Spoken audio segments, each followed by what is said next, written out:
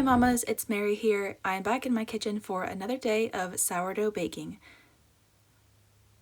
Today we're going to try out a brand new recipe for English muffins, and you're just going to need bread flour, salt, maple syrup, milk, your active sourdough starter, and your kitchen scale, and then let's get started. You're going to start by adding about 100 grams of sourdough starter to your mixing bowl. Then tare your scale so it's zeroed and add about 20 grams of either honey or maple syrup. Then tare your scale again and add 240 grams of milk. Then we're going to add about 5 grams of salt.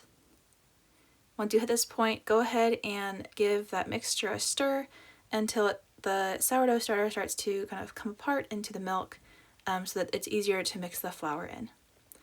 Then you can go ahead and measure out 360 grams of flour. You can use either all-purpose or bread flour, and if you accidentally put too much in the bowl, just go ahead and use a spoon to scoop out the excess flour.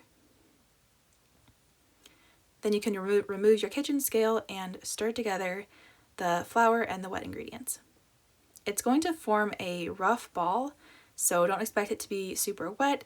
It's actually going to be pretty dry. Then we're going to knead it by hand for about 5 minutes until the mixture starts to come together and all the crusty, dry bits are combined. Once you're done kneading, you're going to set aside your dough and let it rest on the counter for 8 to 12 hours at room temperature. Once it's done rising, it should look something like this, and I'm just using my finger to test the springiness of the dough. The dough had actually dried out a little bit on my counter. As you can tell, the surface was a little crusty. So I just moistened the surface of the dough with a little bit of water before putting it in the fridge overnight to proof. Now I didn't have to put it in the fridge if I wanted to. I totally could have baked it now, but it was already really late and I didn't want to worry about it until the next day. The next morning I got up and cleaned off the counter that I was going to be working at, and then I dusted it with a little bit of flour to use as my work surface. The dough was pretty stiff after sitting in the fridge overnight, but it wasn't too hard to work with. You could always let it sit on the counter at room temperature for 30 to 40 minutes before working with it if you would like. I pressed the dough into a circle that was about ½ an inch thick, and then I started cutting the English muffins from the dough. You want the English muffins to be about 2 to maybe 2½ inches across. They are going to rise for another hour after cutting them out. Oh, and that's my little sister-in-law. She just wanted to say hi. But as I was saying, these are going to rise for about another hour, so they don't need to be that big because when they rise and when they cook, they're going to get a little bit bigger. Then I just covered them with a damp cloth and set them aside to rise for an hour before baking them. I had so much baking going on that day that I had to move the rest of my baking out of the way so that I could have space on the stovetop for the cast iron that I'm going to cook the English muffins in. Now you may have thought that we were going to bake these in the oven, and I still have yet to try that method, but the method that I'm using today is to cook them on a super low heat in a cast iron skillet with the lid on. And this worked really well for me, but it was a little bit slower than being able to cook them all in the oven at the same time. I turned the stove on at a low heat and went ahead and put the first batch of English muffins onto the cast iron. Since this was my first time trying this recipe, I kept the heat at a super low temperature to start just because I really didn't want to burn them. But I think I could have started with a maybe medium low heat instead of a low heat. But it's always better to be safe than sorry.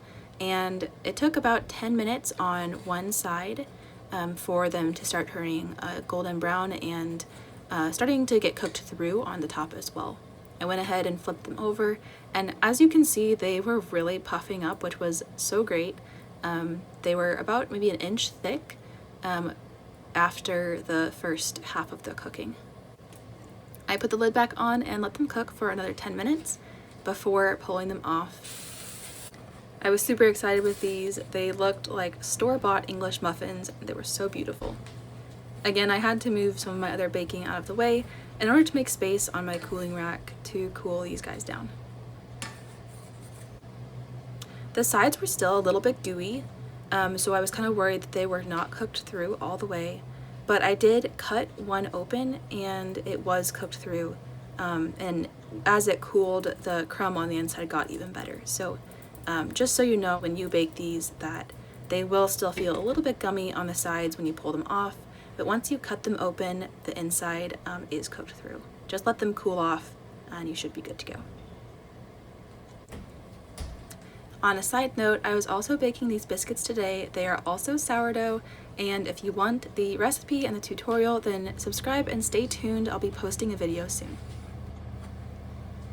I just went ahead and flipped the second batch of the English muffins on the cast iron and put the lid back on to let them cook.